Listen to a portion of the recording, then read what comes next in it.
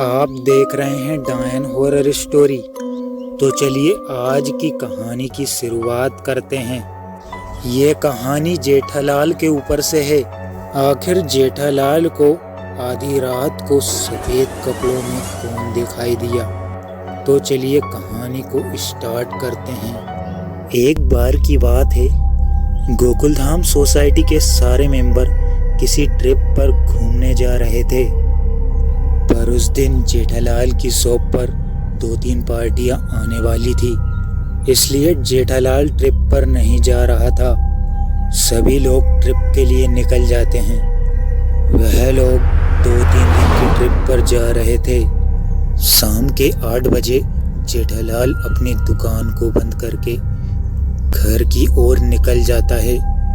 जब वह सोसाइटी में पहुंचता है तो देखता है कि सोसाइटी में चारों तरफ सन्नाटा छाया हुआ है। वह अकेला ही सोसाइटी में रह गया था। फिर वह अपने घर जाता है। फिर वह होटल से अपने लिए खाना मंगवा लेता है और कुछ ही देर में खाना आ जाता है तो वह खाना खाने लगता है। खाना खाने के बाद जेठालाल सोचता है कि अब्दुल की दुकान पर सोडा पीकर आता हूँ। तो वह सोडा पीने के लिए चला जाता है। जैसे ही वह अब्दुल की दुकान पर पहुँचता है तो देखता है कि अब्दुल की दुकान बंद है। वह पहले ही दुकान बंद करके जा चुका है। फिर जेठालाल निराश होकर वापस अपने घर आ जाता है। जेठालाल को काफ़ी बुरा लग रहा था क्योंकि सोसाइटी में पूरी तरह से सन्नाटा छाया हुआ था। अब जेठालाल अपने रूम में जाकर सो जाता है। रात के 1 बजे हुए थे। तभी जेठालाल गहरी नींद में सोया हुआ था। तभी अचानक हॉल से एक आवाज आती है, बेटा चंपक, बेटा चंपक। आवाज को सुनकर जेठालाल की नींद खुल जाती है। वह बोलता है, ये बापूजी का नाम कौन ले रहा है? फिर वह उठकर हॉल की तरफ जाने लगता है। वह जैसे ही गेट को खोलकर हॉल में जाता है, हॉल में वह कुछ ऐसा देखता है जिसे देखकर उसके रोंगटे खड़े हो जाते हैं, क्योंकि हॉल में सोफे पर सफ़ेद कपड़ों में कोई बैठा हुआ था। ज़्यादा अंधेरे के कारण जेठालाल को उसका चेहरा दिख नहीं पा रहा था। बस ओनली उसकी सफ़ेद पगड़ी, उसके सफ़ेद कपड़े ही दिखाई दे रहे थे। उसे देखकर जेठालाल पूरी तरह से हिल रहा था। डर के मारे जेठालाल अपने कमरे में भाग जाता है और अंदर से गेट लगा लेता है और तुरंत अब्दुल को फ़ोन लगाता है। जेठालाल अब्दुल से धीमी आवाज़ में बोलता है, अरे अब्दुल, जल्दी मेरे घर पर आ। मेरे घर में कोई घुस गया है और वह सोफे पर बैठा हुआ है। तभी अब्दुल जेठालाल के घर पर आ जाता है तो उसे हॉल में कोई नज़र नहीं आता है। वह जेठालाल के रूम के दरवाजे को खटखटाता है तो जेठालाल और भी डर जाता है। तभी अब्दुल आवाज़ देता है, अरे जेठा भाई, मैं हूँ अब्दुल। अब्दुल की आवाज़ सुनकर जेठालाल गेट खोलता है और अब्दुल से बोलता है, यहीं पर वह व्यक्ति बैठा हुआ था सफ़ेद कपड़ों में।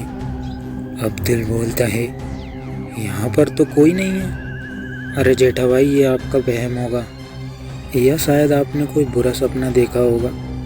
जेठालाल बोलता है, अरे अब्दुल, ये कोई सपना नहीं है, ये हकीकत है।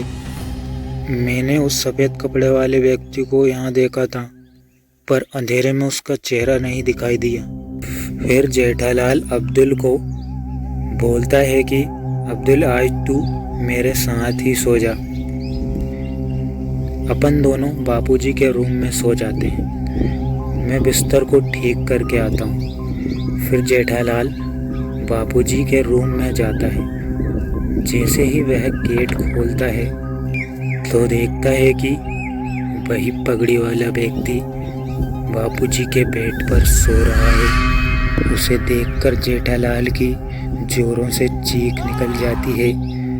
चीख को सुनकर अब्दुल वहाँ आ जाता है और बोलता है, क्या हुआ जेठा भाई? वह बोलता है, अब्दुल इस रूम में कोई है। अब्दुल इस रूम में वही व्यक्ति है जो मुझे दिखा था। फिर अब्दुल देखता है तो वहाँ पर कोई नहीं था। फिर वह दोनों हॉल में ही जैसे तैसे उस रात को काटते हैं और सुबह होते ही जेठालाल दुकान के लिए निकल जाता है और अब्दुल भी अपनी दुकान पर चला जाता है। शाम को जब जेठालाल गोकुलधाम सोसाइटी लौटता है तो वह अब्दुल की दुकान पर ही रुक जाता है। करीबन 10 बजे तक अब्दुल दुकान बंद करता है। फिर वह दोनों सोसाइटी की ओर ही आ जाते हैं। सोसाइटी कंपाउंड में पहुंचकर जेठालाल अब्दुल से बोलता है, अब्दुल आज हम घर पर नहीं सोएंगे, हम लोग क्लब हाउस में सो जाते हैं। फिर वह दोनों क्लब हाउस में चले जाते हैं और वहीं टेबल पर सो जाते हैं। रात के करीबन 2 बजे बारिश होने लगती है और हवा तूफान चलने लगता है। इस वजह से सोसाइटी में लाइट चली जाती है। लाइट चले जाने के कारण अब्दुल और जेठालाल को मच्छर काटने लगते हैं तो उन दोनों की नींद खुल जाती है। अब वह दोनों क्लब हाउस की बालकनी में बाहर निकलते हैं। अब्दुल की नज़र जेठालाल की बालकनी में पड़ती है तो वह देखता है कि कोई व्यक्ति सफ़ेद कपड़ों में बालकनी में खड़ा हुआ है। तभी चौंकते हुए अब्दुल ने जेठालाल से कहा, अरे जेठा भाई वो देखिए बालकनी में कोई खड़ा है। तभी जेठालाल बालकनी की ओर देखता है तो उसके होश उड़ जाते हैं। वह देखता है कि सफ़ेद पगड़ी में और सफ़ेद कपड़ों में वही व्यक्ति बालकनी में खड़ा हुआ है। तभी आसमान में बिजली चमकती है। जेठालाल उस व्यक्ति के चेहरे की ओर देखता है तो उसके चेहरे को देखकर उसके होश उड़ जाते हैं, क्योंकि वह व्यक्ति कोई और नहीं उसके दादाजी जयंतीलाल थे। वह दोनों डर की वजह से क्लब हाउस में चले जाते हैं। सुबह सोसाइटी के सभी लोग घूमकर आ जाते हैं। फिर जेठालाल बापूजी को उसके साथ हो रही 2 दिन से घटनाएं बताता है कि उसे उसके दादाजी जयंतीलाल दिखाई दिए थे। फिर वह लोग एक पंडित जी को बुलाते हैं और पूछते हैं कि उनके घर पर जयंतीलाल जी क्यों आए थे। पंडित जी बताते हैं कि उनका श्राद्ध अभी बाकी है, इसलिए वह तुम्हारे घर आए थे। फिर वह लोग तुरंत श्राद्ध का कार्यक्रम करवा देते हैं। उस दिन के बाद से जेठालाल को उसके दादाजी कभी नहीं दिखे। तो दोस्तों आज की कहानी में बस इतना ही। मिलते हैं किसी खौफनाक कहानी में।